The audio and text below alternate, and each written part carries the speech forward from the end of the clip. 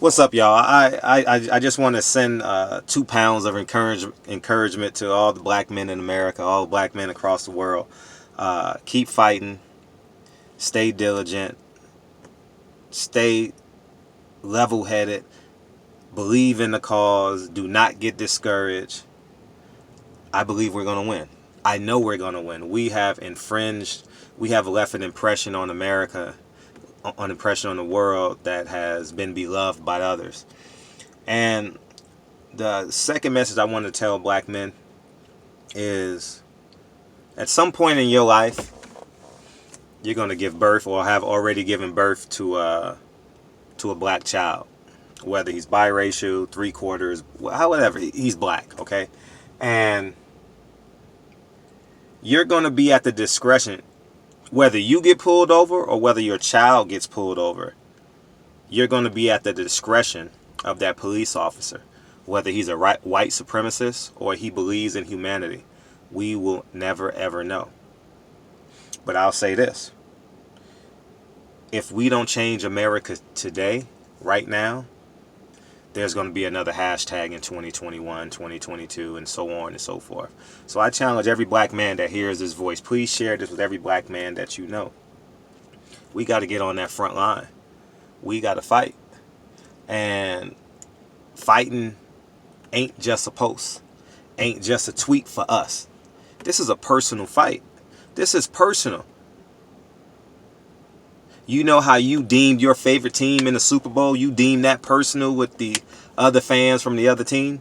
You know how you personalize that?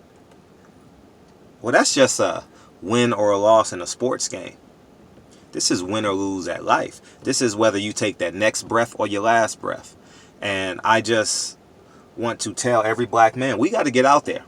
Whether you're 75 or 15, you got to get out there, okay? Find a way to implement yourself in this cause. Find a way to implement your strength, implement your talents. But along with those talents, you got to get on somebody's front line in somebody's city, because it's time. It's time. It's time. And I love all y'all. And you know, I was thinking too, your woman ain't gonna tell you this. And this ain't from a nigga, I want to fuck you up type of place. This is from a man looking at another man and challenging him from a masculinity standpoint, from a masculine standpoint. If you don't have a conversation with your woman today, yesterday, tomorrow about fighting white supremacy in America, she's never ever going to view you the same, whether she tells you or not. She's going to deem you less than a man. In 20 years, when you have this conversation with your son or daughter, you're going to be angry at yourself. You know, you're going to be so mad that you didn't get on the front line. You got to tell your son or daughter that you didn't fight. Because this year is going to come up. This is the most influential year of this century. It's going to be documentaries on 2020. What a perfect title. Just like George Orwell, 1984, 1982, whatever it was, or just like the documentary 1968. Have you guys seen that? 1964, you guys have seen that? You know, 2020 is going to be a documentary in about 15, 20, 25 years.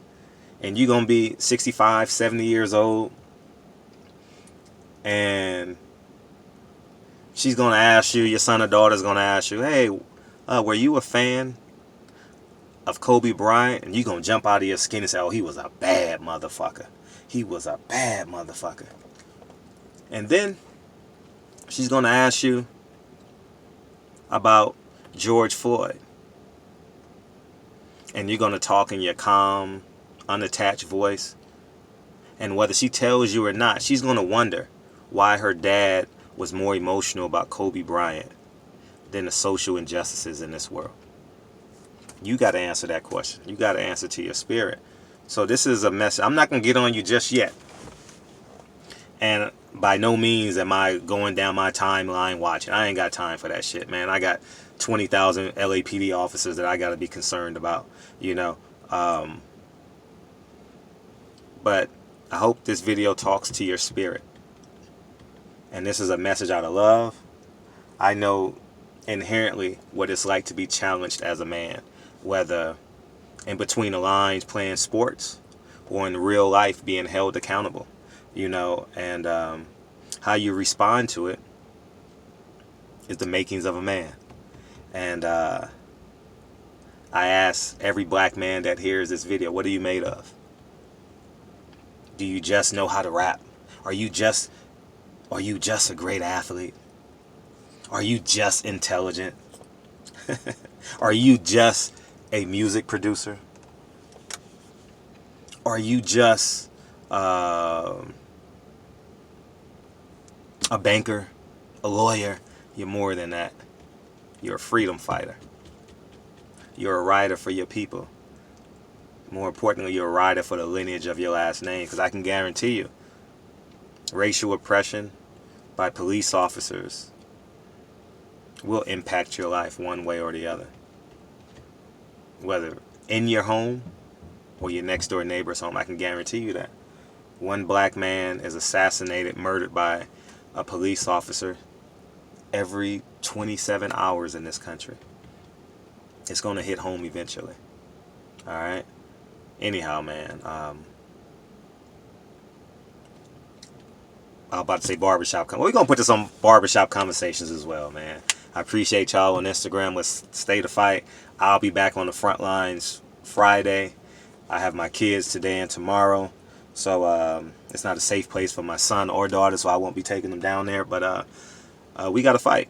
So feel free if you guys want to come down with me Friday. We'll do that midday we'll probably leave anytime between 12 and 1, somewhere in there. But I love y'all. Let's keep fighting. Black men, take a spiritual leadership role in this fight. Okay? Take a spiritual leadership role in this fight. Okay?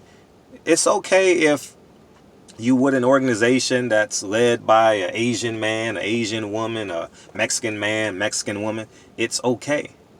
But take a spiritual leadership role, okay? Anyhow, man, I love y'all. Keep fighting, and we gonna win. We gonna win. They're about to bring up charges on the other 3 police officers, and it's gonna be a victory. But that's a short-term victory. We want the ultimate goal, okay? We want this war, and that's the end of racial oppression in the police force and in politics. So I love y'all, and we gone. Peace.